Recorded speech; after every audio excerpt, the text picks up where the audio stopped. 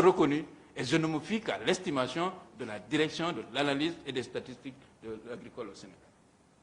Donc voilà ce que je voulais dire par rapport aux statistiques. On a parlé aussi de la grève des agents techniques au ministère de l'Agriculture. C'est vrai.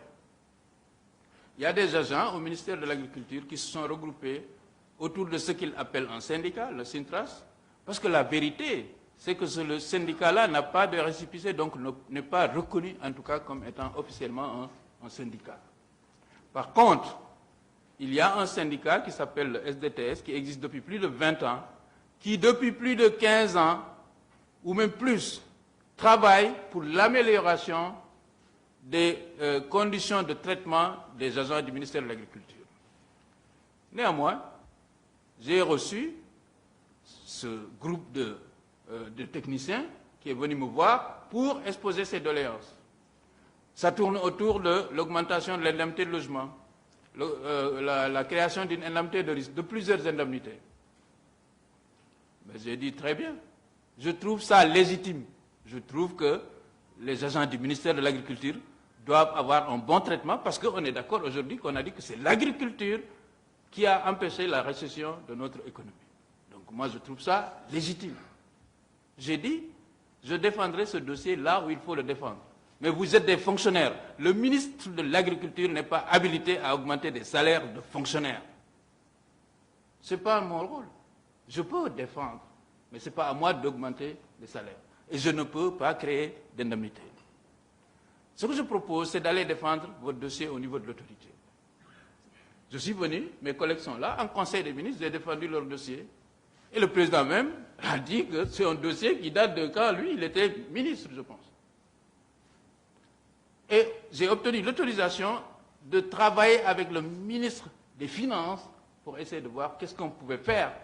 Parce que j'avais réussi, en tout cas la saison précédente, à économiser beaucoup d'argent par rapport aux intrants. Environ 20 milliards. Mais après, je ne comprends pas que régulièrement, malgré tous ces efforts, que ce groupe de techniciens veuille bloquer le travail. Encore que, en réalité, quand ils vont en grève, le meilleur score qu'ils ont eu, c'est 20% de participation. Je signale que les agences comme les sociétés nationales, Sodagri, Sahel, la DPV, etc., en général, ils ne sont pas dans ce syndicat. Il faut qu'on se dise ça. Parce que quand j'entends dire on va bloquer les prélèvements de ceci et de cela, mais la DPV n'est pas concernée par cette grève. C'est la DPV qui fait ça. Donc, ça c'était en 2020. Disons, c'était même en 2019. Alors, au moment où moi je négociais pour ça, on travaillait autour de ça, il y a eu la pandémie. Ils sont revenus me voir, je leur ai dit, attention, l'humanité est victime d'un choc. Des milliers de personnes sont en train de perdre du travail. Le président a dit prendre 1000 milliards dans notre budget pour faire le programme de résilience économique. Donc je pense que ce n'est pas lucide actuellement d'aller demander des augmentations de salaire pendant qu'on prend des milliards pour acheter des vivres pour d'autres Sénégalais et que des gens sont bloqués chez eux en train de perdre leur travail. Moi, c'est mon point de vue. Je pense que ce n'est pas lucide. Ils ont accepté. Pendant quelques mois, ils sont remis à aller en grève. J'ai créé un comité de dialogue social par arrêté regroupant toutes les structures, y compris ce syndicat-là. On peut le nommer comme ça. Et nous avons travaillé, ce groupe, disons que ce comité a travaillé avec eux, jusqu'à ce qu'on puisse produire un document qui fait des projections sur les indemnités qu'ils réclament et que ce document, maintenant, je l'ai remis à mon collègue ministre des Finances et à mon collègue ministre de la Fonction publique pour étude. Donc, honnêtement, je ne comprends pas pourquoi, jusqu'à présent, ces messieurs veulent perturber le système. Et j'ai entendu quelqu'un dire, un de vos collègues me demandait, ils disent que c'est... Ils menacent, d'abord, ils ont menacé de ne pas, par exemple, certifier les semences, ou que nous, on fait des notifications sans leur avis. Bon, évidemment qu'on ne va pas leur demander leur avis pour une notification. Les notifications sont... c'est au ministère de notifier aux opérateurs qui doivent fournir les semences au Sénégal. Ce n'est pas à des agents de faire ça.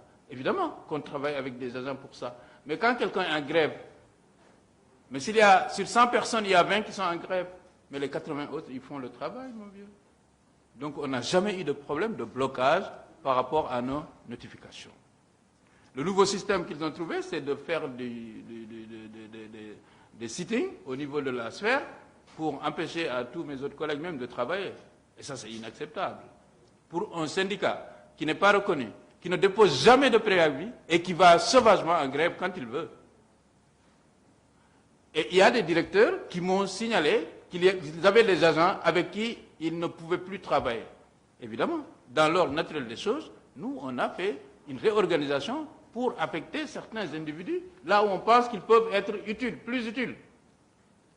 Et de la même façon qu'on ne peut pas comprendre qu'un fonctionnaire de quelque secteur que ce soit puisse refuser d'aller servir le pays au Sénégal, dans une partie du Sénégal. Cela est inacceptable. Donc, il n'y a rien d'arbitraire dans ça, c'est dans l'ordre normal des choses.